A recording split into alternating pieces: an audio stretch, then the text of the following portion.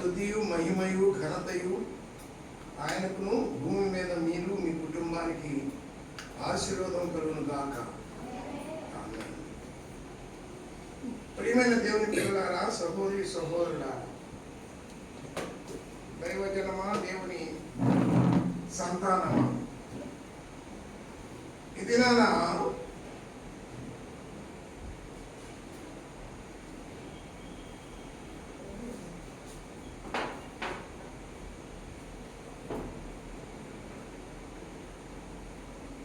గత వారంలో ఒక విషయాన్ని మనం ధ్యానించాం. అదేమిటైనా గుర్తుందా? చాలా సంతోషం. గుర్తు లేకపోవడం అదొక ఆశీర్వాదం. పోయిన వారం ఏమి ధ్యానించాం? ఎవరైనా చెప్పగలరా? గుర్తు చేయగలరా?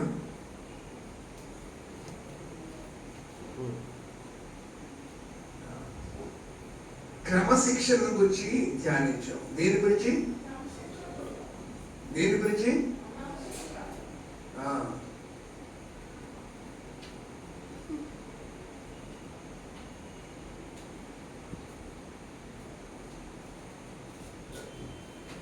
ఏది ముఖ్యమైందో అదే మనం మర్చిపోకూడదు. ఒక క్రమశిక్షణ అనేటువంటిది జీవితానికి చాలా ముఖ్యమైనటువంటి విషయం. ఈ లోకం అక్రమమైంది. ఈ లోకంలో అక్రమం విస్తరించిపోతుంది. భూమి మీద దేవుని ప్రేమ చల్లారిపోతుంది. మత్తయి సువార్త 24వ అధ్యాయం 12వ వచనం.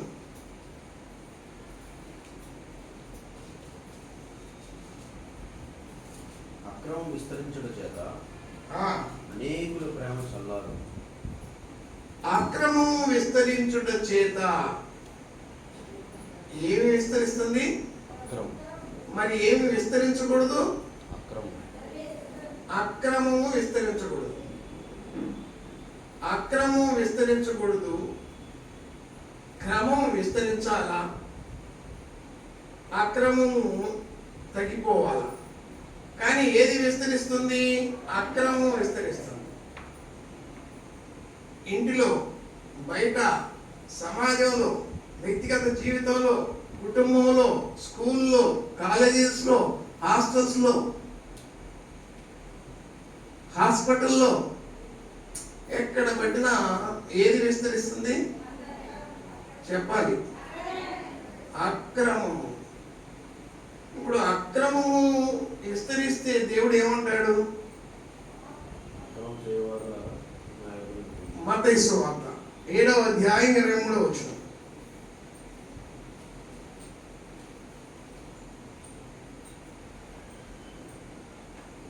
అప్పుడు నేను మిమ్మును ఎన్నడూ ఎరుగును, అక్రమం చేయవారులారా నా యొద్ద నుండి పొండని వారితో చెప్పుదును. ఎవరిని అంటారన్నమాట? ఎవరు అంటున్నారు? యేసు ప్రభు వారు అంటున్నారు. ఎవరిని గురించి అంటున్నారు?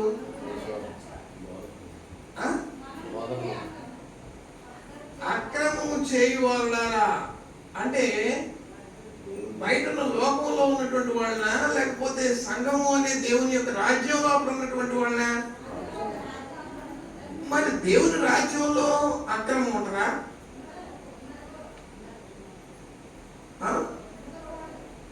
ఉండకూడదు. మరి ఉంటుందా? ఉందా? ఉంది.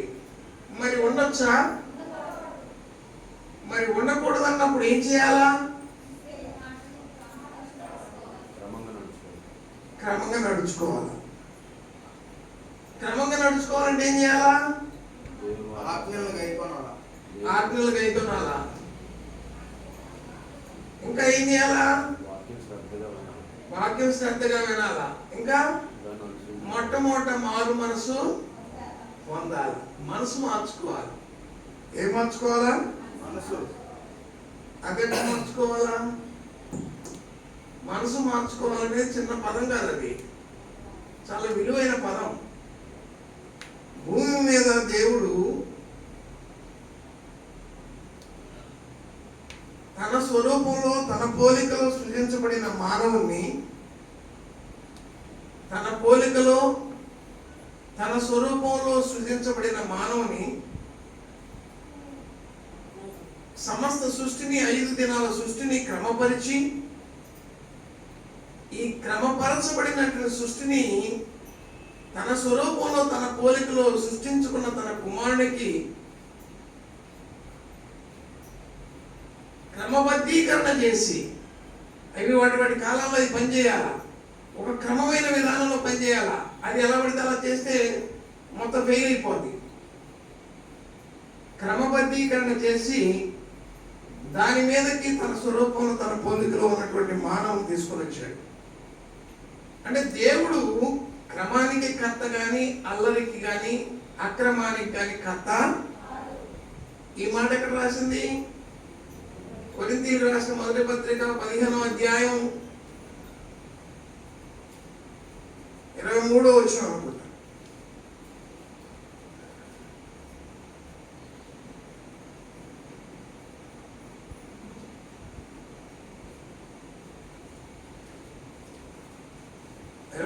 చదవండి.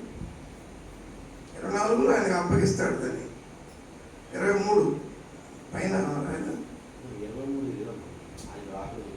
అదే దాని పైన చూడు. ఓకే, అక్రమము చేయవాళ్ళారా నా యొద్ద నుండి తొలగిపోండి అంటున్నాడు. అక్రమంగా ఆయన ఈ వ్యవస్థను నిర్మించలా. 14వ అధ్యాయము 33వ వచనం. కొరింథీ పత్రిక 14వ అధ్యాయం 33వ వచనం గుర్తుపెట్టుకోండి. అలాగే పరిశుద్ధ సంఘములన్నిటిలో దేవుడు క్రమానికి కర్త గాని అల్లరికి కర్త కాడు అని రాస్తాడు. అపోస్తలుడైన పౌలు కొరింథీలో ఉన్న సంఘానికి ఈ మాట రాస్తూ పరిశుద్ధుల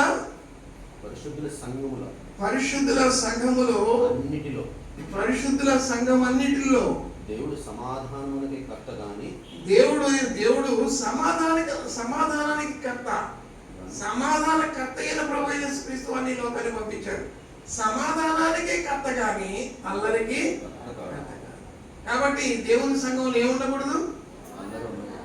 అక్రమం ఉండకూడదు, అల్లరి ఉండకూడదు, అవమానం ఉండకూడదు, నిందలు ఉండకూడదు, పాపం ఉండకూడదు. ఇవన్నీ విడిచిపెట్టాలా ఉంచుకోవాలా?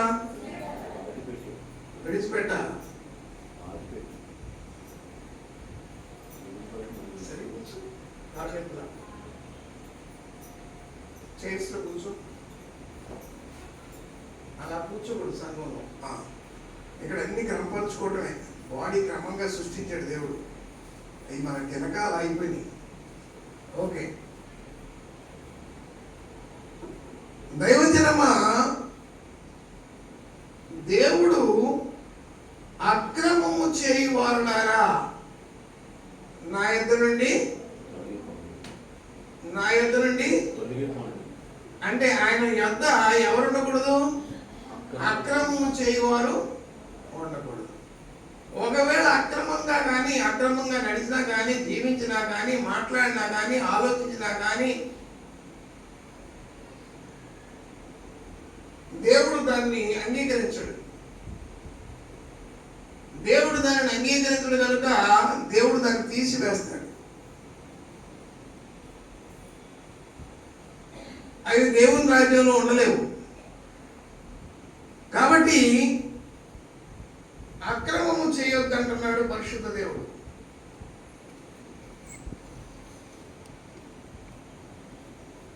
బైబిల్ అంతటిలో క్రమశిక్షణ గూర్చి, పరిశుద్ధతను గూర్చి, అక్రమం చేయకూడదని గూర్చి బైబిల్ అంతటిలో చెప్పబడింది. ఆమేన్. ఎందుకు ఆ మాట చెప్పాడంటే, ఒక క్రమమైన పద్ధతిలో దీన్ని సృష్టించుకొని, క్రమమైన పద్ధతిలో దేవుడు దాన్ని నిర్మించుకొని, ఆ క్రమమైనటువంటి ఆ పద్ధతిని, ఆ నిర్మించబడిన దాన్ని తన స్వరూపంలో తన పోలికలో సృష్టించబడిన మానవుడైనటువంటి ఆదాము హవ్వలకు సృష్టించబడినటువంటి తానే తనలోనికి వచ్చి నివాసం చేసే విధముగా ఈ సమస్తాన్ని సృష్టించి తన పిల్లలకు ఇచ్చాడు.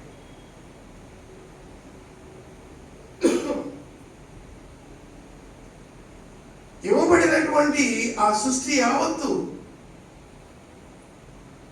మంచిగా మంచిగా మంచిగా మంచిగా చూసి ఆ మంచిని దేవుడు తన పిల్లలకు ఇచ్చాడు. మరి దేవుడు అంటున్నాడు, మీరు చెడ్డవారై ఉండి మీ పిల్లలకు మీరు మంచి ఇస్తే మీ తండ్రి అయిన దేవుడు మంచివాడై ఉండి మరి మంచిది ఇవ్వడా అని మాట్లాడితే అవును ఇస్తాడు, ఇచ్చాడు, ఇస్తాడు. ఇక మీదట దానిని ఇంకా ఇంప్రూవ్ చేస్తాడు, అభివృద్ధి పరుస్తాడు. ఆమేన్. అంటే మనం అభివృద్ధి పొందాలన్నా, ఆశీర్వాదం పొందాలన్నా, దేవుని యొక్క రాజ్యము లోపల మేలు పొందాలన్నా, ఉపకారం పొందాలన్నా, ఆ పొందేటువంటి విధానం లోపల ఏం జరగాలంటే మనం క్రమబద్ధీకరణ చేసుకోవాలి. అవునా కాదా? పిల్లోడు 365 రోజులు స్కూల్కి వచ్చాడు అనుకోండి, తప్పిపోకుండా కనీసం పాస్ మార్క్ అయినా వస్తుంది. అవునా కాదా?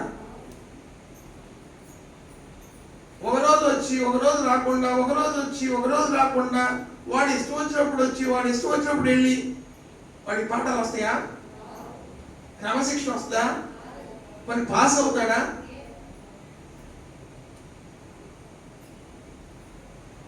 ఆ పిల్లోడు అలా వెళ్ళకపోవటం ఒక పిల్లోడే తప్ప, ఇన్స్టిట్యూషన్స్ తప్ప, లేకపోతే ఆ పిల్లడిని కన్న తల్లిదండ్రులు తప్ప,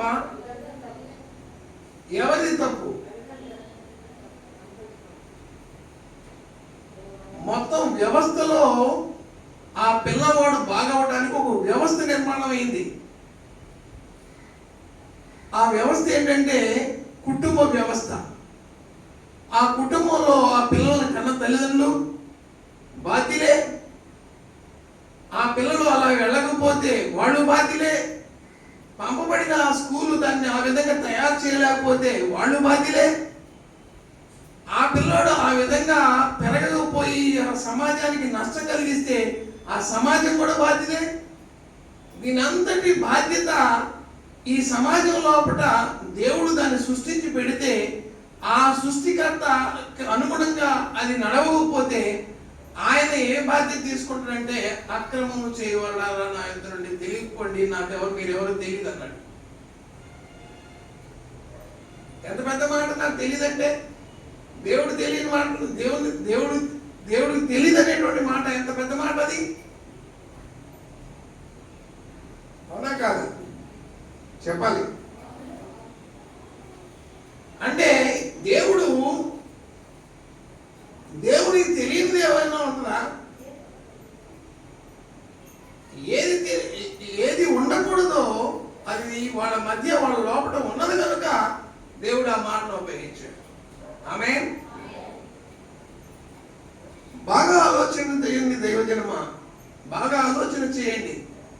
ఎందుకంటే ఆలోచనకర్త, బలవంతుడైన దేవుడు, నిత్యులకు తండ్రి, సమాధానకర్త ఎవరు తెలుసా? మన ప్రభు అయినా. కాబట్టి ఆలోచన చేయాల, ప్రతిదాన్ని ఆలోచించాలా.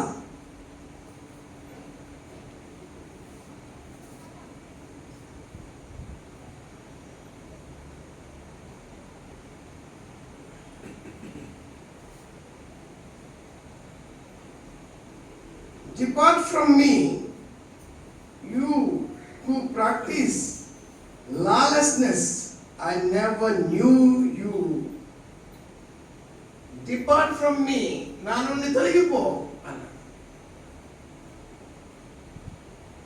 దేవుడు ఇప్పుడు విడిచిపెట్టాడు అనుకోండి, ఏమైపోతావు? అయిపోయినట్టు ఆ రోజు నుంచి కథ. బిడ్డలను తల్లిదండ్రులు విడిచిపెట్టారు అనుకోండి, ఏమైపోతావు?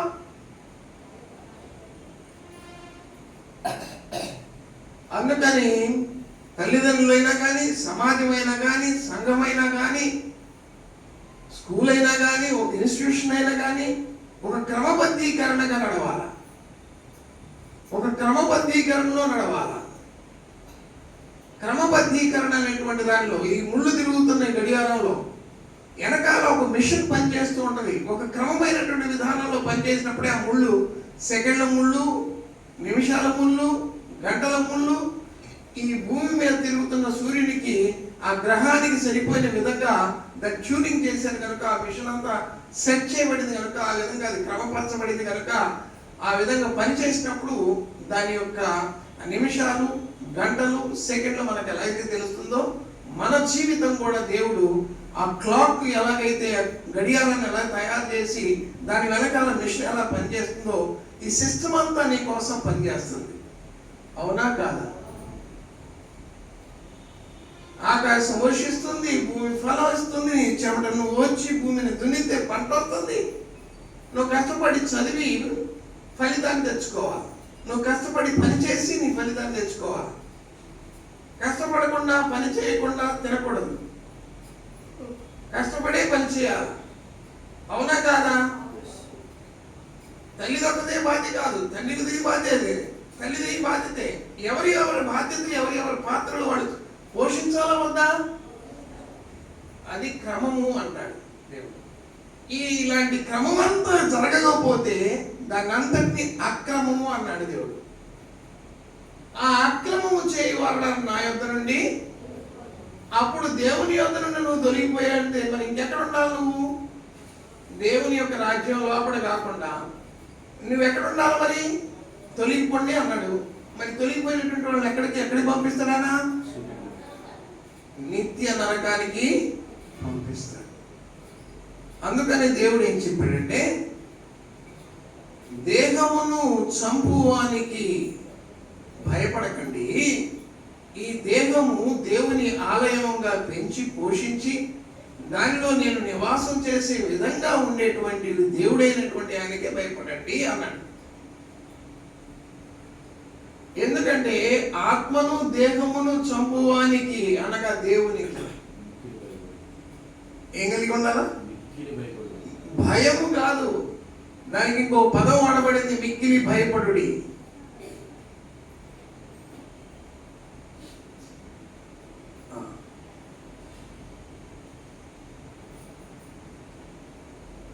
మిక్కిలి భయపడుడి. భయపడుడి కాదు, మిక్కిలి అనే పదం ఎందుకు వాడాడంటే అది ఒక భయంకరమైనటువంటి పరిస్థితి. ఆ పరిస్థితుల్లో నువ్వు చిక్కుకుంటే ఇక నీ జీవితం క్లోజ్. ఎవరు చూడొచ్చారలే అని బుద్ధిహీనతగా నువ్వు ప్రవర్తించావంటే ఆ బుద్ధిహీనతను బట్టి, ఆ ప్రవర్తన బట్టి నువ్వు అనుభవించవలసిన నష్టాన్ని నువ్వు అనుభవిస్తావు. భూమి మీద అనుభవిస్తావు, పరలోకంలో కూడా అనుభవిస్తావు. ఆలోచించేయండి ప్రియమైన దేవుజనమా. దేవుడు తన పిల్లలకి ఏ విధంగా చక్కగా ఈ సృష్టిని సృష్టించి భద్రపరిచి దానిలో నిన్ను భద్రంగా పెంచుతున్న దేవుని ఉద్దేశాన్ని అర్థం చేసుకోమని పరిశుద్ధాత్ముడు మనతో మాట్లాడుతున్నాడు. ఆమేన్.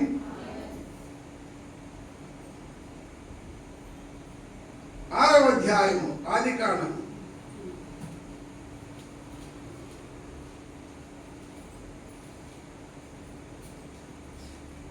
3వ వచనం.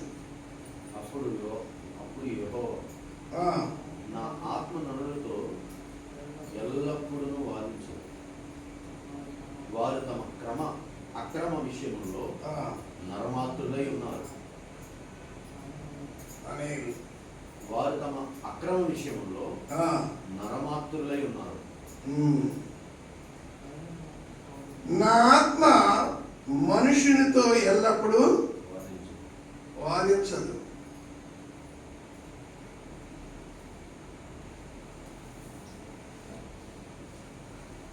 ఎందుకని పరిశుద్ధాత్మ దేవుడు ఆ విధంగా మాట్లాడుతున్నాడు? ఎల్లప్పుడూ వాదించదు అంటే ఇక దేవుడు దుఃఖపడ్డాడు.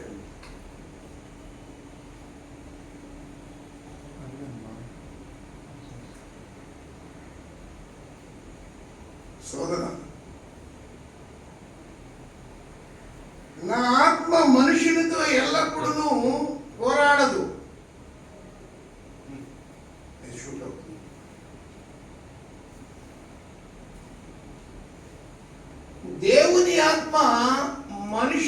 పోరాడుతుంది. దేవుని ఆత్మ సంఘములో ఉన్నటువంటి విశ్వాస జీవితాలతో విశ్వాస యాత్రలో పరిశుద్ధ పరలోక పట్టణానికి చేరడానికి వాదిస్తుంది, క్రమపరుస్తుంది, పరిశుద్ధపరుస్తుంది. దేవుని సేవకుని ద్వారా దేవుని ఆత్మ మాట్లాడుతుంది. ఆ మాట వినాలా వద్దా? దేవుడు సంతాపం చెందుతున్నాడంట, దేవుడు దుఃఖపడుతున్నాడంట. దేవుడు ఎప్పుడు దుఃఖపడతాడు? తన ఇంట్లో తన పిల్లలు సరిగా లేనప్పుడు. తల్లిదండ్రులకు ఎప్పుడు దుఃఖం కలిగింది చెప్పండి, మీకు అది అర్థం కావాలా? పిల్లలు సరిగా లేనప్పుడు, చదువుకు పంపిస్తే చదువులో ఉండకపోవటం,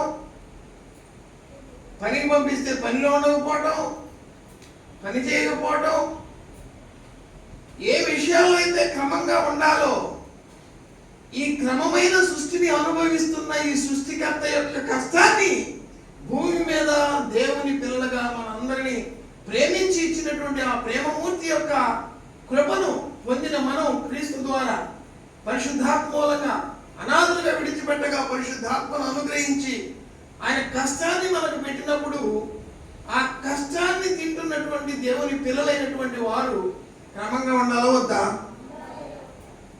అది దేవుడు అడుగుతుంది. సరే, ఉండకపోయినందుకు దేవుడికి దుఃఖం కలిగింది.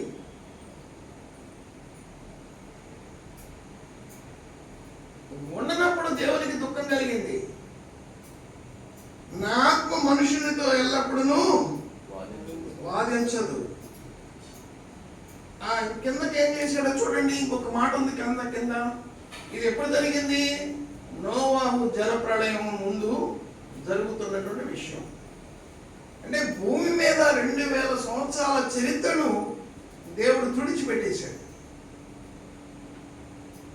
అంత పెద్ద కోపమా? ఆయన దేవుడు కదా, ఆయనకి అంత పెద్ద కోపం ఉంటుందండి.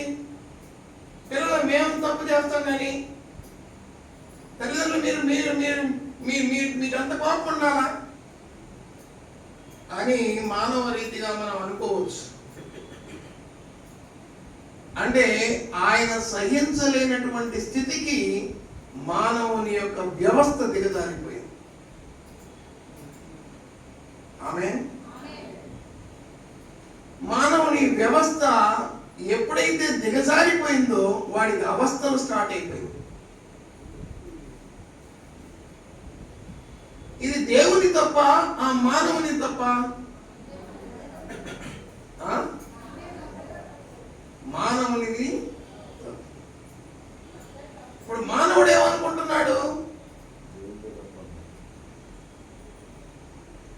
మన విరోధి అయిన అపవాది గర్జించు సింహం వలె ఎవరిని మింగుదునా అని తిరుగుచు మన సహోదరుల మీద నేరం మోపుతూ ఉంటాడు.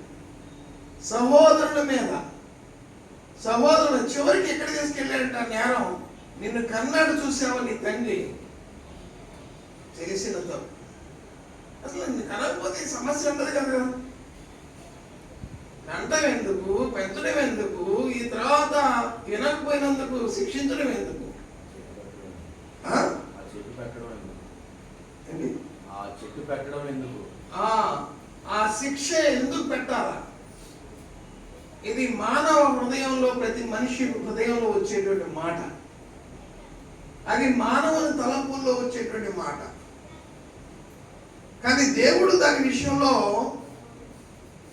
మరి ఇక దేవుడు స్టెప్ తీసుకుంటే మానవుడు భూమి మీద ఏమైపోయాడు? నోవహు జలప్రళయం ద్వారా ఏమైపోయారు? మానవులంతా అంత చచ్చిపోయారు. ఎవరు లేరు. కుటుంబం ఒకటే నిలబడింది. అది ఆ తండ్రి ఆ తల్లి వల్ల నిలబడింది. వాళ్ళ పిల్లలు కూడా అలాగా ఆ లోకంతో పాటే కొట్టుకుపోదామని చూశారు. వాళ్ళలో కలిసే ఉన్నారు వీళ్ళు కూడా. ఈ 3 కూడా కొడుకులు 3 కొడుకులు 3 కోడళ్ళు.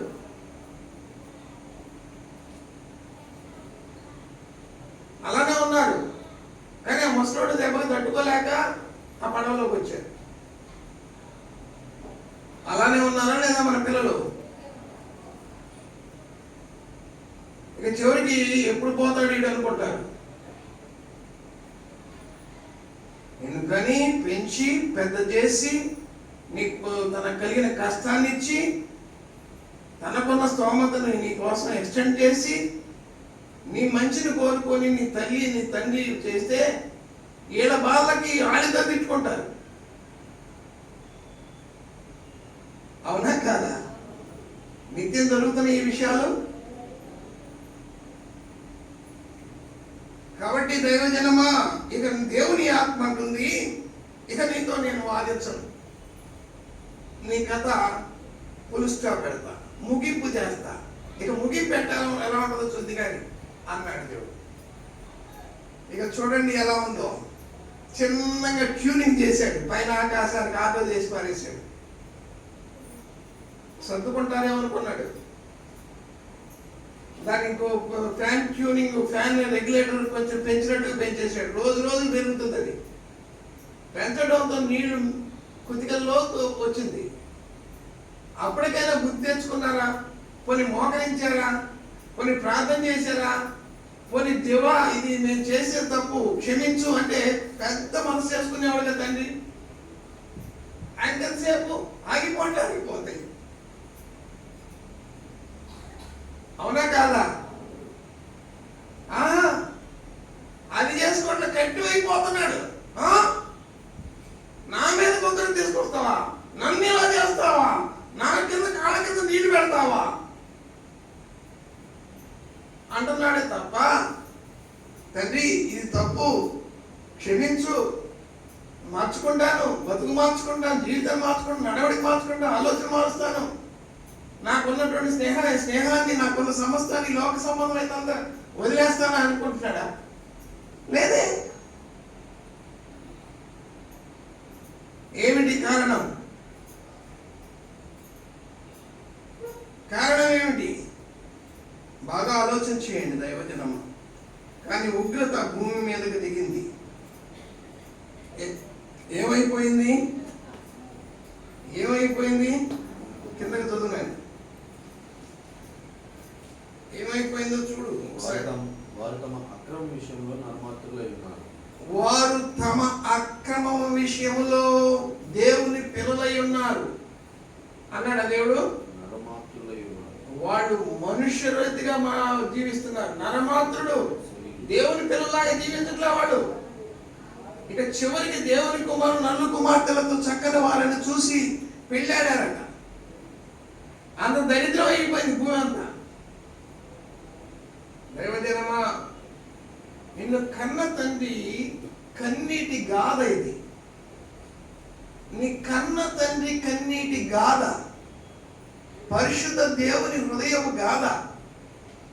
ఆయన హృదయంలో గాయమై కూర్చున్నాడు. అయినా తగ్గించుకుంటూ, తను తాను నెమ్మదించుకుంటూ, తను తాను పోనీలే నా పిల్లలు ఈ రోజు కాకపోతే రేపు కాకపోతే ఎల్లుండి అనుకుంటున్నాడే తప్ప చివరికి ఏం తీర్మానం చేశాడో తెలుసా? ఇక వీళ్ళతో నేను వాదించడం వేస్ట్ అన్నాడు. అది తండ్రి తీర్మానం.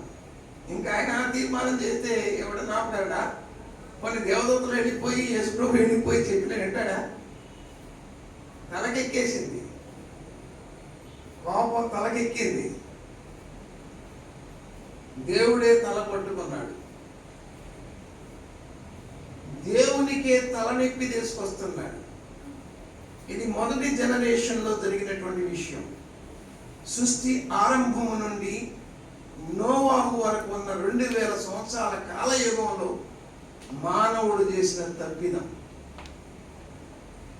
దాన్ని దృష్టాంతరంగా తీసుకొని మనం ఈ యుగాంతమందు మరణానికి వెళ్తున్న ఈ లోకం లోపట నిత్య జీవార్థమై పిలిచిన దేవుని పిలుపైన ప్రభువైన యేసుక్రీస్తు వారి యొక్క పిలుపును మనం అందుకొని లోకాల్లోకి విడిచిపెట్టి పరలోక సంబంధమైన దేవుని రాజ్యంలోకి వచ్చిన మనం దేవుని నీతిని అనుసరించాలా వద్దా చెప్పాలి. మరి లోకానికి సంబంధం లేదు, వేరుపరిచాడు మిమ్మల్ని. రాళ్ళని బియ్యాన్ని వేరుపరిచినట్టు వేరుపరిచాడు. చేశాడు, గాలించేశాడు. గాలించగా మీరు బయటకు వచ్చారు. మిమ్మల్ని తీసుకొని వచ్చేసేసి ఇప్పుడు ఈ బియ్యం మంచిదే, దీన్ని రాయలేదు అని వండుకున్నాడు. ఆ వంట మరి ఆ భోజనం, నా భోజనపు బల్లా చుట్టూ తన పిల్లలు ఉండాలని కోరుకున్నాడు తప్ప. ఏమన్నా 128వ కీర్తన చూడండి, 128వ కీర్తన.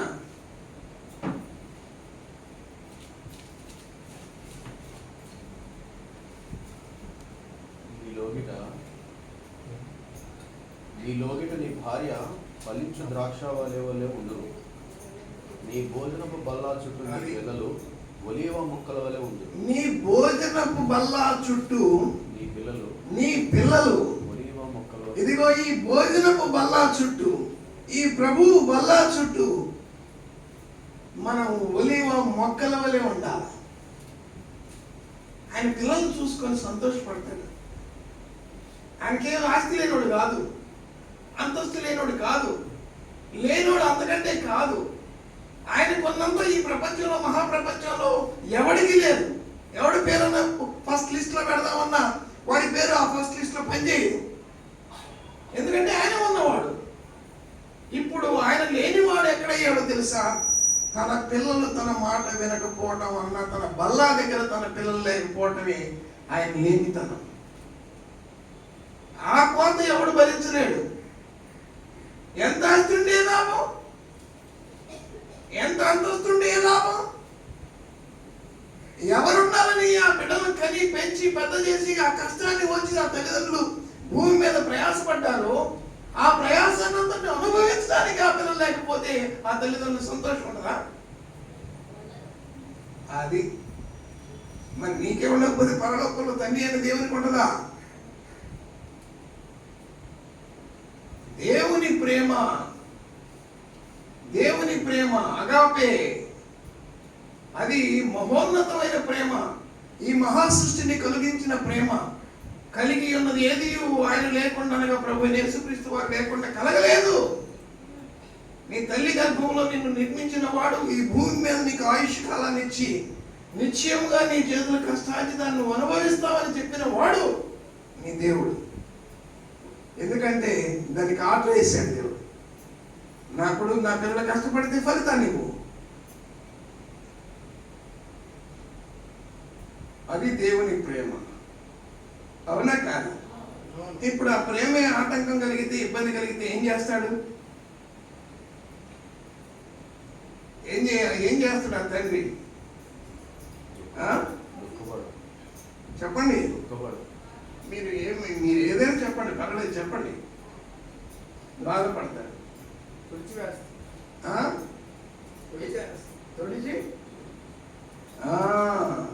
కరెక్ట్ చెప్తున్నాడు అజయ్. తుడిచేస్తాడు. ఎక్కడ వేస్తారు? ఇంట్లో ఉన్న రోతంతా ఎక్కడ వేస్తారు మీరు? అది అక్కడే అక్కడే వేస్తున్నాడు. ఇప్పుడు ఓకే, డస్ట్బిన్ మీరు వేస్ట్ అన్నాడు అంతే. ఇక నీతో వాదించడం నాకు నా సమయం వృధా అనుకున్నాడు. అవునా కాదా? ఆలోచన చేయండి ప్రియమైన దేవుని పిల్లలారా. ఇది దేవుని చరిత్రయే కాదు, మన చరిత్ర. లేవి కాండము 19వ అధ్యాయం 2వ వచనం.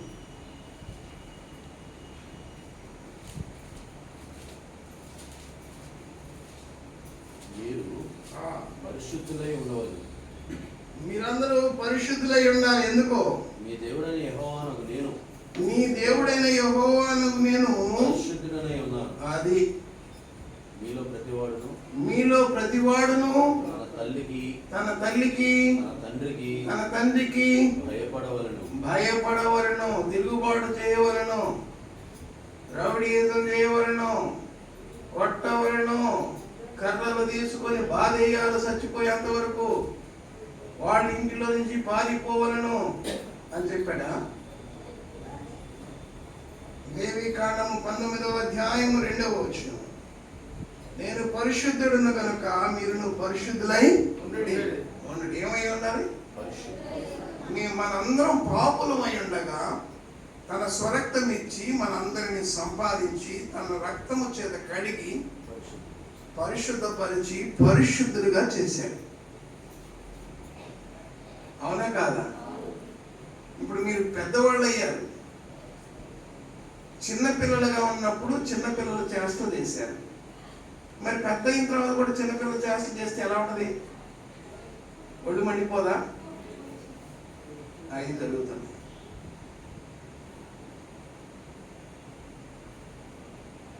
ఆ ఒళ్ళు మండే పని ఆయనకు ఒళ్ళు మండిపోయింది. ఒళ్ళు మండిపోతే పర్వాలేదు, ఏదో తట్టుకున్నాడు పాపం. తలనొప్పి కూడా వచ్చేసి అవి ఎనాసిన్ లేకపోతే మెడాసిన్ ఏ వేసిన వేసినా ఇవి పోయే తలనొప్పులు కావాలి. అవి పర్మనెంట్గా సచిన్ దాకా ఉండే తలనొప్పులు. అందుకని నీ సావు నువ్వు సావురా, నన్ను ఎందుకు చంపుతావు అని చెప్పేసి మొత్తం లేక అవతల పడేసి. ఇప్పుడు బాగుందా? అప్పుడు అందరూ ఏమయ్యారు? శవాలై కూర్చున్నారు. మరి ఆత్మలు ఎక్కడికి వెళ్ళి ఈ శవాలకు నీటిలో తేలి ఆత్మలు ఎక్కడికి అక్కడికి వెళ్ళిపోయి వాటన్నిటిని తీసుకొని ఎక్కడ వేసి ఉంటాడు? అగ్నికి అప్ప చెప్తాడు కదా. మరి ఎందుకు అన్నాడు? ఇప్పుడు అవి కూడా మాట్లాడుతాయి కదా, ఆత్మలే కదా. ఏస్కేల్ గ్రంథంలో రాయబడింది, ఇశ్రాయేలు శవాలు ఆ లోయలలో ఉంటే ఆ ఏస్కేలతో నీ శవం ఎత్తి మాట్లాడమంటే, ఎముకలతో మాట్లాడమంటే మాట్లాడి లేచిపోయి జరిగిన సంభవం ఇది. చరిత్రది, ఇశ్రాయేలు చరిత్ర 37వ అధ్యాయంలో ఎక్కడ ఉంటది. అంటే దేవుడు నీ పరిస్థితిని మార్చగలడు.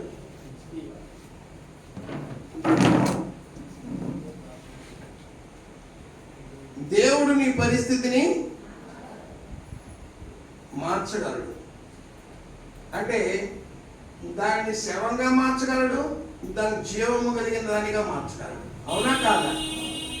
తానే జీవమై ఉన్నాడు కనుక, తన జీవానికి ముప్పు వచ్చింది కనుక దాన్ని శవంగా మార్చాడు. ఇంకా అక్కడ కంపు కొడుతున్నప్పుడు అక్కడ ఉండాలనుకోలేదు, వెళ్ళిపోవాలని నిర్ణయించుకున్నాడు. ఆయన వెళ్ళిపోతే ఇంక అక్కడేముంది? అక్కడ జీవం ఉండదు. మొక్క వెళ్ళిపోతే ఏమైంది? ఫలం ఉండదు. అది కథ. కాబట్టి దేవుడు నిన్ను పరిశుద్ధపరిచాడు. ఆమేన్. దేవుడు పరిశుద్ధుడు కనుక, తన ఇల్లు పరిశుద్ధమైంది కనుక, తన ఇంటిలోనికి వచ్చేవాళ్ళు నేను కాళ్ళు కడుక్కొని పరిశుద్ధంగా లోపలికి రమ్మన్నాడు. ఆశీర్వదించబడిన వారులారా రండి, మీ ఆశీర్వాదం మిగతా లోకం కూడా చూడాలి, లోపలికి రండి అన్నాడు. ఇంట్లోకి వచ్చిన తర్వాత ఆశీర్వాదకరంగా ఉండాలా లేకపోతే శాపకరంగా ఉండాలా? చెప్పాలి.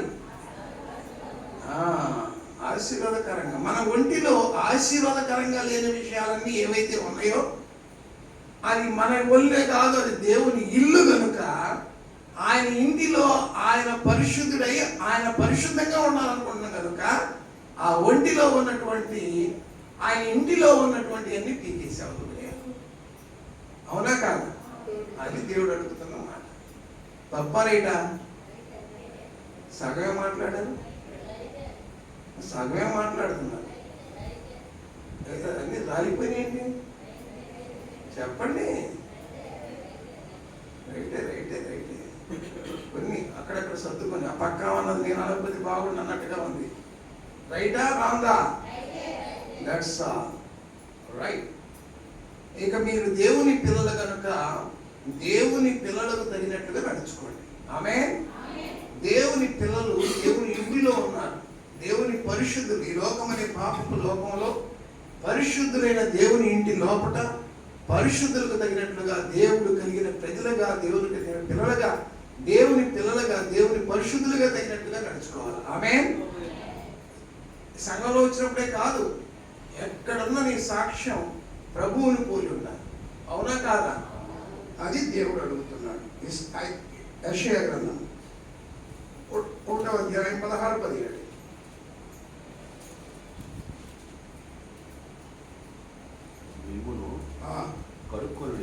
మిమ్మల్ని ఏం చేయాలా? మిమ్మల్ని శుద్ధి చేసుకొనుడి, కడుక్కొనుడి. మీ దుష్క్రియలు నాకు కనబడకుండా వాటిని ఏం చేయాలా? తొలగించండి అంటున్నాడు పరిశుద్ధులైన ఇశ్రాయేలీయులతో. మిమ్మల్ని శుద్ధి చేసుకోండి, మేలు చేయుట నేర్చుకోండి. మిమ్మల్ని కడుక్కోండి, మిమ్మల్ని పరిశుద్ధపరచుకోండి. చేతులు కడుక్కొని అన్నం తింటావా, చేతులు కడుక్కోకుండా అన్నం తింటావా? ప్లేట్ కడుక్కొని తింటావా, ప్లేట్ కడుక్కోకుండా తింటావా? ఇప్పుడు దేవుడు కూడా మిమ్మల్ని ఆయన బల్ల దగ్గరికి వచ్చేటప్పుడు మిమ్మల్ని కడుక్కోమంటున్నాడు. కడుక్కోవాలా వద్దా? నీకు నోరిచ్చింది దేవుని స్తుతించడానికి, నీకు నోరిచ్చింది దేవుని కీర్తన పాడటానికి, నీకు నోరిచ్చింది నీ నోట దేవుని మాట ఊహించి దేవుని మాట పలకటానికి, నీ సాక్ష్యాన్ని దేవునిలో చెప్పటానికి. ఇది దేవుడిచ్చింది. ఇంకేదన్నా అవసరమైతే దేవుడిచ్చింది మేలు కోసమే కానీ కీడు కోసం ఇవ్వాలి, పాపం చేయడానికి ఇవ్వాలి. మరి నీకు ఇవ్వబడిన నోరైనా ఆ తల్లి గర్భంలో నిర్మించబడిన ఆ బిడ్డ అవయవాలన్నిటిని రూపుదిద్దుకొని ఆ రూపాన్ని దిద్దుకొని 9 నెలల తర్వాత బయటికి వచ్చేటప్పటికి ఈ వాతావరణంలోకి వచ్చేటప్పటికి సరైన వాతావరణంలో ప్రవేశిస్తాడు. అలాగే ఈ సరైన సంఘం అనేది దేవుని రాజ్యం లోపల, లోకంలో నుండి దేవుని రాజ్యంలోకి ప్రవేశించిన నీవు పరలోకంలో నిత్యత్వంలో దేవుని రాజ్యంలోనికి ఉండాలంటే నువ్వు సరిగా అన్ని అవయవాలు పెరగాలి. అవునా కాదా? 9 నెలలు రావాలా వద్దా?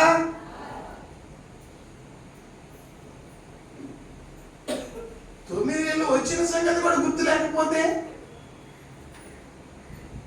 తల్లి గుర్తుండాలా వద్దా? గర్భం ధరించింది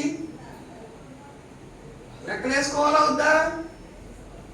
సంఘము ఆ విధంగా లెక్క వేసుకొని నడుచుకోవాలి. ఆమేన్. సంఘము గర్భము ధరించి ప్రభు అయిన యేసుక్రీస్తు ద్వారా ఆత్మ సంబంధమైన పిల్లలను కనడానికి ప్రయాస పడాలి. ఆమేన్. పిల్లలు లేని గొడ్రాలు వలె ఉండకూడదు. ఆ పిల్లలు లేని గొడ్రాలకుండే వేదన ఎలాంటిదో సంఘ కన్యక పరిశుద్ధురాలు ప్రభు అయిన యేసుక్రీస్తుకు వధువై పిల్లలను కని ఆ పిల్లలను ప్రభువుకు తగినట్లుగా పెంచి పోషించి పెద్ద చేయాలి. చేయాలా వద్దా? ముందు మనమేనా వడమ కాదా? మనమే. మనల్ని గురించి మాట్లాడుతున్నాడు ఆ కన్యక మనమే. ఆమేన్. పరమగీతాలు 2వ అధ్యాయం 3వ అధ్యాయం దగ్గర మొదటి వచనం చదవండి. నేను నా ప్రాణ ప్రియుని వెలిగినను అతడు కనబడక ఉండేది. నేను ఇప్పుడే లేచదను, పట్టణము వెంబడపోయి వెలుగును, అంత వీధుల్లో రాజవీధుల్లోనూ వెలుగు. నా ప్రియుడు చాలా గొప్పవాడు అని చెప్తాడు. 5వ అధ్యాయం కదా, 4, 5 ఆ ప్రాంతంలో మొదటి వచనాలు చదువు. నా ప్రియుడు ధవళవర్ణుడు. అది నా ప్రియుడు 5వ అధ్యాయం 10వ వచనం. నా ప్రియుడు ధవళవర్ణుడు, రత్నవర్ణుడు. 10,000 మంది పురుషులలో అతనిని గుర్తించగలము. అతని శిరస్సు అపరంజిని పోలినది.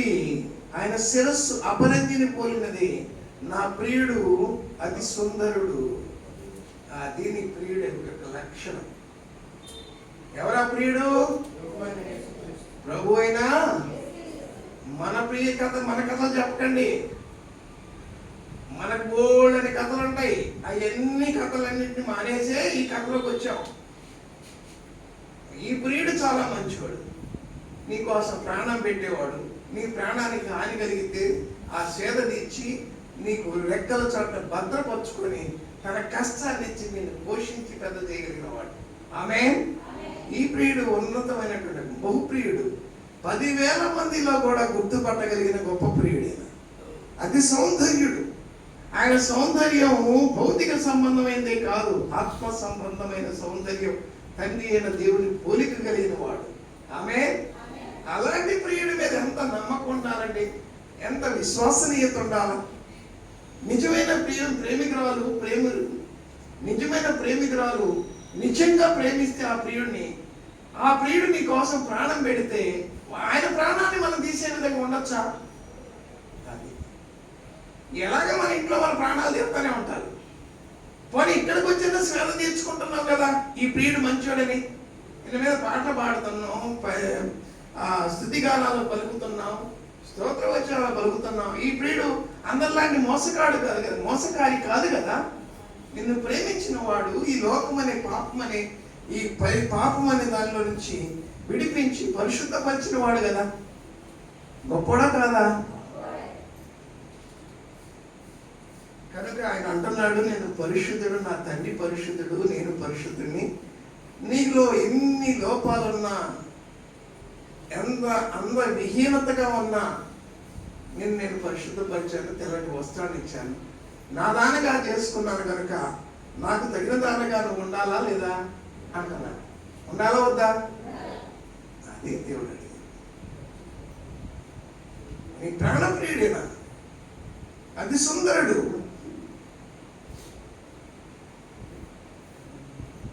బహు సౌందర్యము కలిగిన వాడు, ధవళవర్ణుడు, రత్నవర్ణుడు. మంచి పాట ఉంది అందులో.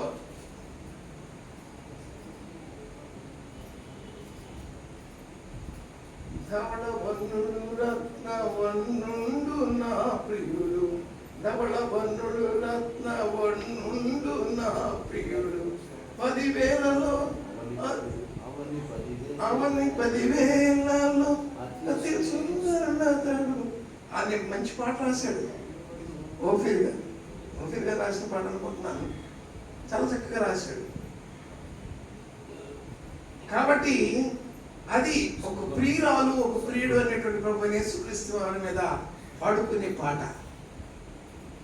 ఆమేన్. అట్టి ప్రియుడిని గురించి, అట్టి ప్రియమైనటువంటి వాడు పరిశుద్ధుడై, నీతిమంతుడై, యథార్థవంతుడై, దేవుని స్వరూపమై, దేవుని పోలికై ఉన్నవాడై లోకానికి నీ గురించి వచ్చి తాను లేనివాడుగా నిన్ను ఉన్నవాడిగా చేయడానికి సాక్రిఫై చేసినటువంటి గొప్ప యోగ్యుడు. ఆమేన్. మొదటి పేతురు పత్రిక 1వ అధ్యాయం 15-16 వచనాలు, చివరి వచనాలు చూద్దాం. పేతురు రాసిన మొదటి పత్రిక, నేను పరిశుద్ధుడనై ఉన్నాను కనుక మీరును పరిశుద్ధులై ఉండుడి. మిమ్మును పిలిచిన వాడు పరిశుద్ధుడు, నేను పరిశుద్ధుడునై ఉన్నాను కనుక మీరు కూడా మిమ్మల్ని పరిశుద్ధులుగా చేయడానికి కోసం పిలిచాడు. ఆయన పరిశుద్ధపరిచాడు. ఇది పరిశుద్ధుల పరిచర్య, పరిశుద్ధ సంఘము పరిచర్య. పరిశుద్ధ సంఘము అనగా క్రీస్తు సంఘము. క్రీస్తు పరిశుద్ధుడు కనుక ఆయన స్వరక్తం ఇచ్చి సంపాదించిన తన సంఘమును కాయుటకు, మేపుటకు, దేని యందు మిమ్మల్ని అధ్యక్షులుగా నియమించెనో ఆ యావత్తు మందను గూర్చి, మిమ్మల్ని గూర్చి, మీ మట్టుకు మిమ్మల్ని గూర్చి, మీ మట్టుకు వస్తే మిమ్మల్ని గూర్చి చాలా జాగ్రత్తగా అన్ని విషయాలు ఉంటున్నారు. ఆమేన్. అపోస్తలుల 20:25లో నేను పరిశుద్ధుడను. మరి మీరు ఎలా ఉండాలా? ఉండాలా. మీ మాట, మీ చూపు, మీ నడవడిక, మీ ఆలోచన, మీ పైనుంచి టాప్ టు బాటమ్ పరిశుద్ధులకు తగినట్లుగా ఉండాలి. పరిశుద్ధం ఉండకూడదు, వేషం ఉండకూడదు. ఆయన ప్రియుడు నమ్మకమైన వాడు, యథార్థవంతుడు. ఆయన పాల్పు నిష్కపటమైనది అని రాయబడింది. వివాహం అనే విషయంలో ఘనమైనది అని అంటే అది అర్థం. భూ సంబంధమైన విషయం కాదు దేవుడు మాట్లాడేది, పర సంబంధమైన విషయం మాట్లాడుతున్నాడు. ఆయన మాట్లాడిన మాటకి చాలా అర్థాలు ఉన్నాయి. మిమ్మల్ని పిలిచిన వాడు పరిశుద్ధుడు కనుక మీరు కూడా పరిశుద్ధులై ఉండుడి. దాని నుంచి నువ్వు తప్పిపోకూడదు. నీ రక్షణ ఇచ్చినట్టు దేవుడు. నువ్వు ఎప్పుడైతే బాప్తిసం తీసుకున్నావో, ఎప్పుడైతే మారుమనసు పొందావో, ఎప్పుడైతే ఈ లోక సంబంధమైన, శరీర సంబంధమైన నేత్రాస, శరీరేచ్ఛ, జీవపు డమ్మం అనేటువంటి మూడింటిని విడిచిపెడతానని తీర్మానం చేసుకున్నావో, ఆనాటి నుండి నువ్వు రక్షించబడి దేవుని రాజ్యంలో చేర్చబడ్డావు. ఆనాటి నుండి నువ్వు దేవుని ఆత్మను కలిగి ఉన్నావు కనుక ఆ ఆత్మ చేత నడుచుకోవాలి. ఆమేన్. ఆ ఆత్మ దేవుని యొక్క వాక్యానికి లోబడి నడుచుకోవాలి. అవునా కాదు? ఇక్కడ ఉన్నటువంటి ఆత్మలన్నీ దేవుని యొక్క ఆత్మ చేత నడిపబడుతున్నారు. వారు మాత్రం దేవుని కుమారుడు. హెబ్రీయులకు రాసిన పత్రిక 12వ అధ్యాయం 14. ఇక్కడ రాయబడింది, పరిశుద్ధత లేకుండా ఎవడును ప్రభువును చూడలేడు. అందరికీ సమాధానమును పరిశుద్ధతయు కలిగి ఉండుటకే ప్రయత్నం చేయాలి. పరిశుద్ధత లేకుండా ఎవడును ప్రభువును చూడలేడు. ప్రభువును చూడాలంటే, దేవుని చూడాలనుకుంటే, పరలోక పట్టణానికి, మహిమ కలిగిన మహాప్రపంచానికి, దేవుని కుడిపార్శ్వానికి ఎవరు సమీపించడానికి, తేజస్వానికి ప్రవేశించాడు యేసు ప్రభు అని ఇప్పుడు నువ్వు చూడలేవు. ఆ స్థాయిలోకి వెళ్ళిపోయారు.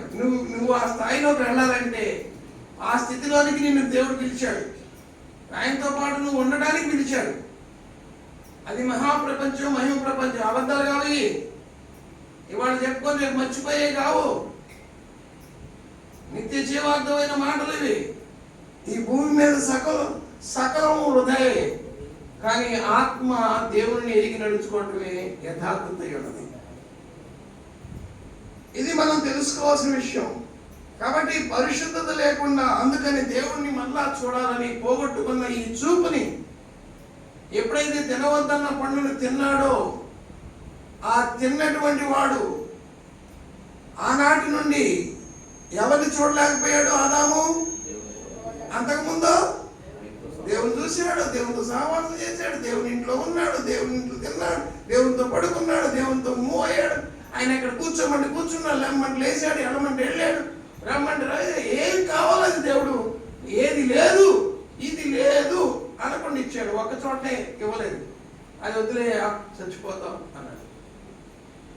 అది కూడా నీకు, నాకే అభ్యంతరం లేదు, నువ్వు తింటానంటే నీ ఇష్టం, కానీ అది తినద్దు అని చెప్పాడే తప్ప అది ఇవ్వకుండా లేడు. అది దేవుని మనసు. వదిలేనైనా అది నీకు నష్టం చేస్తుంది.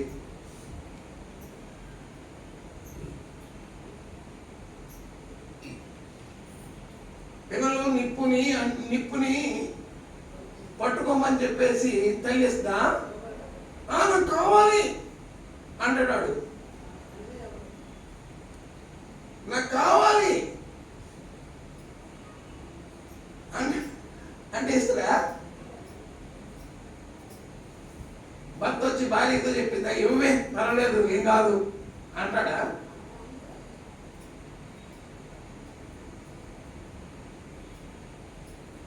అది మనం పట్టుకున్నా కాగిద్ది. అందుకని దేవుడు చెప్పాడు, అది మరణపు ఫలం, తినద్దు అన్నాడు. అదే కావాలని మనాయించాడు.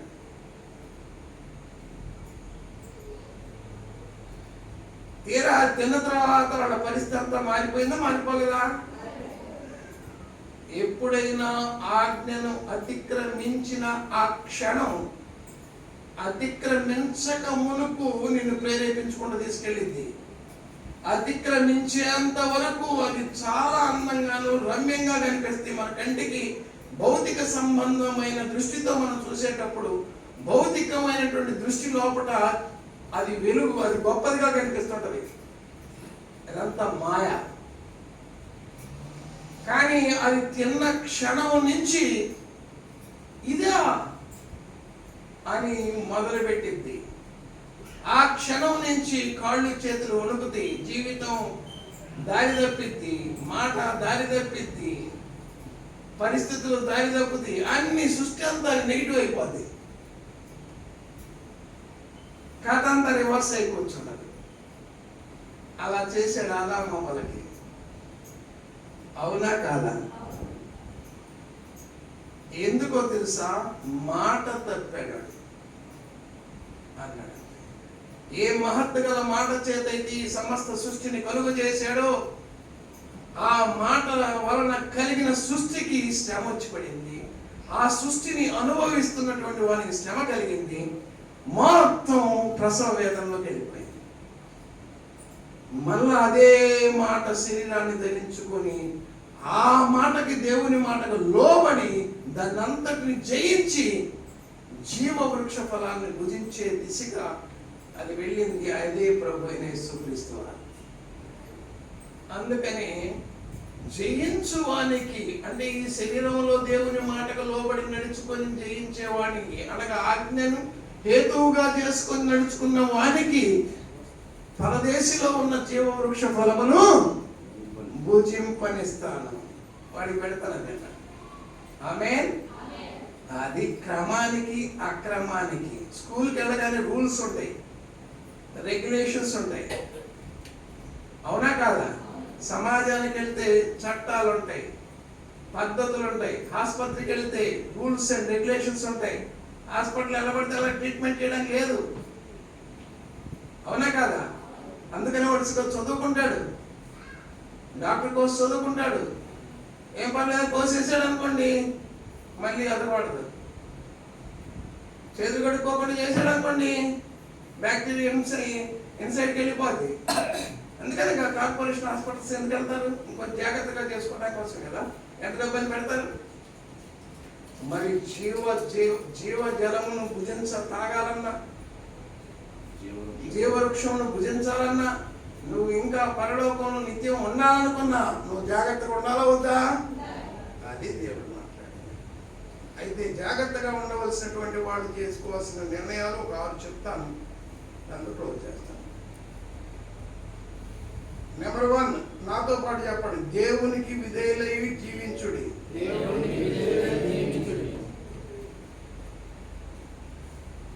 అక్రమాన్ని విడిచిపెట్టుడి.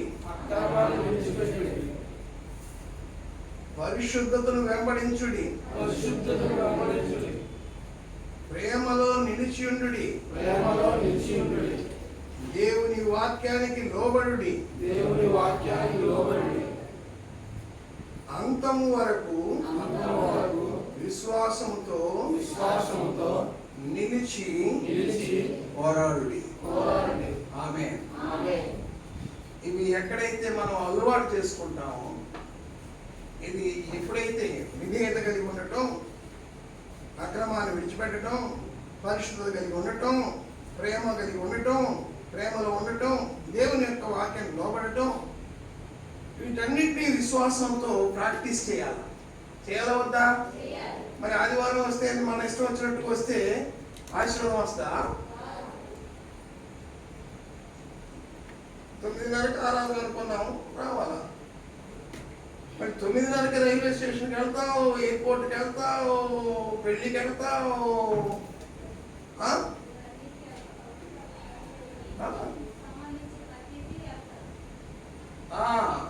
ఏమైందా? అటన్నిటికి వెళ్ళగలుగుతున్నావు, ఎందుకు దేవుని దగ్గరికి ఎందుకు రాలేకపోతున్నావు? అంత చీప్ ఆయన, వీటన్నిటికంటే చీపా? ఏం దేవానుషి, నీ ఫ్రెండ్ రాలేదా? పవిత్ర అండి రాలేదా? 23వ అధ్యాయం. మరి కన్నులు ఎదుట దేవుని భయం లేదు. 23వ వచనం, 3వది రోమీయులకు రాసిన పత్రిక.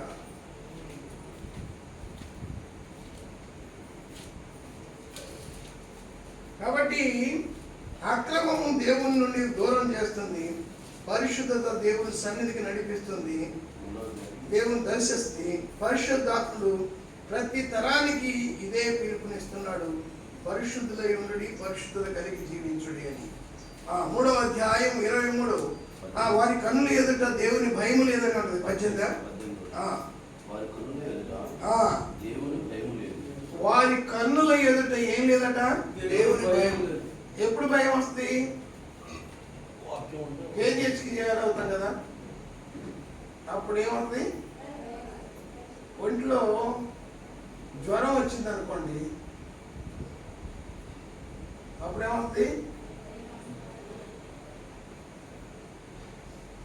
అప్పుడే భయం రావాలా? మిగతా టైంలో భయం ఉండే అవసరం లేదా? కన్నుల ఎదుట దేవుని భయము లేదు. ఏంటి ఆ కారణం ఏంటి? వారి కన్నులు ఎదుట దేవుని భయం లేదనడానికి గల కారణాలు పైన చెప్పాడు చూడండి. నీతిమంతుడు లేడు. వాక్యం సెలవిస్తుంది, ఆ ధర్మశాస్త్ర కాలంలో ఉన్నటువంటి వాడితో మాట్లాడుతున్న దేవుని మాట ఏంటంటే నీతిమంతుడు లేడు, ఆ, ఒక్కడును లేడు, అందరూ నీతిమంతులే, గ్రహించువాడు ఎవడు లేడు, ఒక్కడు లేడని చెప్తుంది. అందరూ నీతిమంతులు కాదు, ఒక్కడు లేడట. గ్రహించువాడు ఎవడు లేడు, గ్రహించువాడు అంతకంటే లేడు, దేవుణ్ణి వెతుకువాడు ఎవడును లేడు, అబ్బా దేవుని వెదికేవాడే లేడట. అందరూ త్రోవ తప్పి అందరూ త్రోవ తప్పి ఏకముగా పనికిమాలిన వారైరి. ఏమయ్యారు? ఏకముగా పనికిమాలిన వారైరి. అందరూ త్రోవ తప్పి, త్రోవ తప్పడంలో ఏకమైపోయారు వీళ్ళంతా. త్రోవ అంతా తప్పిపోవడంలో నువ్వు అని అర్థం. అందరూ త్రోవ తప్పి ఏకమై, త్రోవ తప్పిన విషయంలో ఏకమై వీళ్ళందరూ దేవుని దృష్టికి ఎలా కనిపోతున్నారంటే పనికి మాలినోళ్ళుగా కనిపిస్తున్నారు. ఎలా కనిపించారండి? పనికి మాలినోళ్ళుగా కనిపించారు దేవునికి. ఆయన దేవునికి పనికి మాలినోళ్ళు అయితే మా ఇంటికి పనికి వచ్చేవాళ్ళు లాగా ఉంటే సరిపోదా? సరిపోదు. దేవునికి పనికి మాలిన వారుగా కనిపించారు. కిందకి వారి గొంతు తెరిచిన వారి గొంతుక అంటే వారి గొంతుకు ఉంది కదా, దాని నుంచి స్వరపేటిక అంటారు. ఈ స్వరపేటిక తెరిచిన సమాధి. ఈ స్వరపేటికలో నుంచి ఈ స్వరం ఎన్ని బాగుంటే కానీ ఆ స్వరం క్లియర్గా రాదు. ఏదైనా తేడా వచ్చిందనుకోండి, ఆ మాట కూడా తేడా వస్తా రాదా? అదనమాట. దాన్ని అంటున్నాడు స్వరపేటిక. దాన్ని స్వరపేటిక. వారి గొంతుక తెరచిన సమాధి అంటే అర్థం ఏంటి? సమాధిని తెరిస్తే మంచి సెంట్ వస్తాయి. మనం చచ్చిపోయేటప్పుడు పడతాం కదా సెంటు. ఆ సమాధి తెరవగానే ఆ సెంట్ అంతా ప్యాక్ అయ్యి ఉండదేమో, పైకి వస్తాయి. అవునా? అవునా? ఏం వాసన వస్తుంది? సమాధి. అది కంపు. అది చెప్తున్నాడు ఆ మాట. వారి గొంతుక తెరచిన సమాధి. సమాధి తెరిస్తే ఏ కంపు వస్తో, వాళ్ళ నోరు తెరిస్తే అలా కంపు వస్తుంది అంటున్నాడు దేవుడు. తమ నాలుకతో మోసము చేయుదురు. ఏం చేస్తాడంట? నిజం మాట్లాడాడు. మోసం మోసం మోసం మాట్లాడితే నిజాన్ని అబద్ధాన్ని నిజంలాగా చెప్పేస్తాడు. తడుకోకుండా చెప్పేస్తాడు. అబద్ధాన్ని నిజంలాగా చెప్పేస్తాడు. తడుకోడు. సిగ్గుపడవలసిన విషయంలో సంతోషపడతాడు, సంతోషపడవలసిన సిగ్గుపడతాడు. ఎందుకు అబద్ధం? వారి గొంతుక తెరచిన సమాధి. వారు తమ నాలుకతో మోసము చేయుదురు. వారి పెదవుల క్రింద సర్ప విషం ఉన్నది. వారి పెదవుల కింద సర్ప విషము ఉన్నది. అది వాళ్ళ లెక్క. వారి పెదవుల కింద ఏముంది అంటే, వాళ్ళు మాట్లాడిన మాట నిజమని నువ్వు నమ్మితే నిన్ను కాటేస్తుంది. అక్కడ వేసిన కాటు నిదానంగా బాడీలోకి ఎక్కిద్ది. అది ఎక్కి నీకు తల బండిపోయేసరికి నువ్వు సచ్చి కూర్చుంటావు. అంత చక్కగా కాటేస్తారు. మామూలు కాటది కాదది. చాలా జాగ్రత్తగా కాటేస్తుంది. పాము చేసి కాటేసేటప్పుడు భలే స్పాంటేనియస్ గా కాటేస్తుంది. తెలుసుంది అది. దానికి ముందుగా హాని జరిగిద్దేమో చెప్పేసి ఎదురువాడికి ముందు హాని చేసేస్తుంది. అందుకని పాము వలె వివేచన కలిగి, పావురము వలె నిష్కపటం కలిగి ఉండమన్నాడు దేవుడు. వివేచనలో దానికి ఉన్న ఇక్కడ పడితే అక్కడ శబ్దం లాగేస్తుంది, అంత స్కిన్ లో లాగేస్తుంది. అలా ఉన్నాడు మన. అందుకని ఏమన్నాడు అతన్ని? సర్ప విషం ఉన్నది. అందరూ ప్రవర్త పనికి మనోళ్ళు.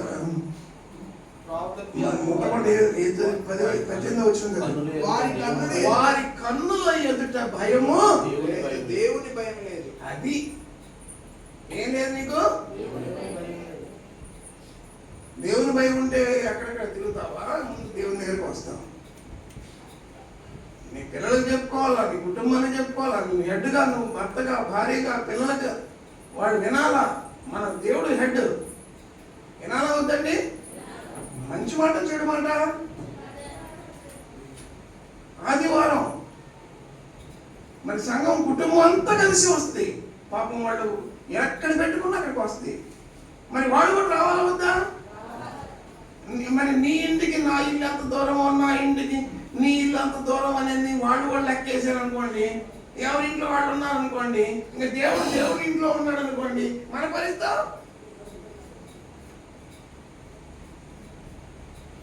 ఒకవేళ మన పరిస్థితి ఎదారినప్పుడే పరిగెత్తుకుంటూ వచ్చేస్తే దేవుడు అప్పుడు జవాబు వింటాడా? తెలియదానికి మనం ప్రార్థన చేస్తాం.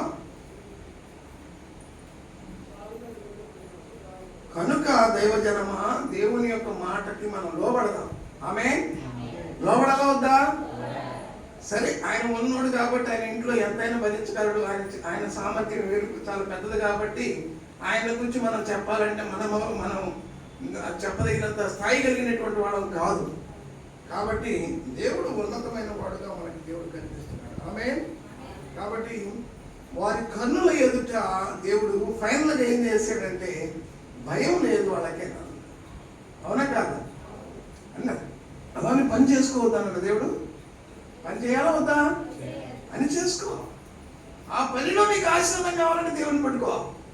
అది ఆశీర్వాదం. చిన్న మెలకు తిప్పుతాడంతే. ఆ సారే పెద్దవాళ్ళు ఏమైంది?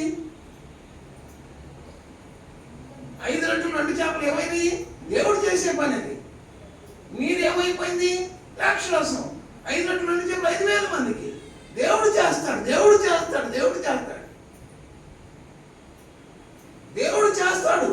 అప్పుడు దేవునికి మనం విధేయత కలిగి ఉన్నప్పుడు మాత్రం దేవుడు చేస్తాడు. అంత క్రమంగా చేస్తేనే దేవుడు ఉంటాడు. అక్రమం చేస్తే దేవుడు ఉంటాడు. చూసుకోండి. అవునా కాదా? అలా ఉండటానికి మనం ప్రయత్నం చేద్దాం. ఆయన పిల్లలకి ఆయన నేర్పిస్తున్నాడు. పిల్లలకు స్కూల్లో పాఠాలు చెప్పినట్టు చెప్తున్నాడు. వినాలా వద్దా? అది దేవుడు మాట్లాడుతున్నాడు. కనుక దైవజనమా, మరి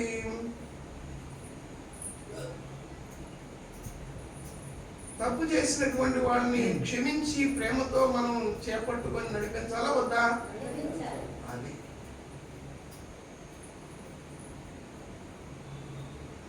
ఆ విధంగా మనం అందరి పట్ల దయ చూపిస్తూ, ప్రేమ చూపిస్తూ, దేవుడు మన పట్ల కూడా చూపించిన ప్రేమను ఇతరుల పట్ల కూడా చూపించి, ఒకరినొకరు ప్రేమ కలిగి, ఐక్యత కలిగి, ఒకరికొరకు ఒకరు ప్రార్థన చేసి, ఒకరినొకరు హెచ్చరించుకొని, ఆ దినము సమీపించుకొని మరి ఎక్కువగా కూడుకుంటూ ప్రభు పట్ల మనం విశ్వసనీయత కలిగి దేవుని రాకడ కొరకు భూమి మీద అంత్య దినాల్లో సిద్ధపడి బుద్ధి కలిగిన కన్యకలా ఉండాలని పరిశుద్ధాత్మ దేవుడు మనతో మాట్లాడుతున్నాడు. ఆమేన్.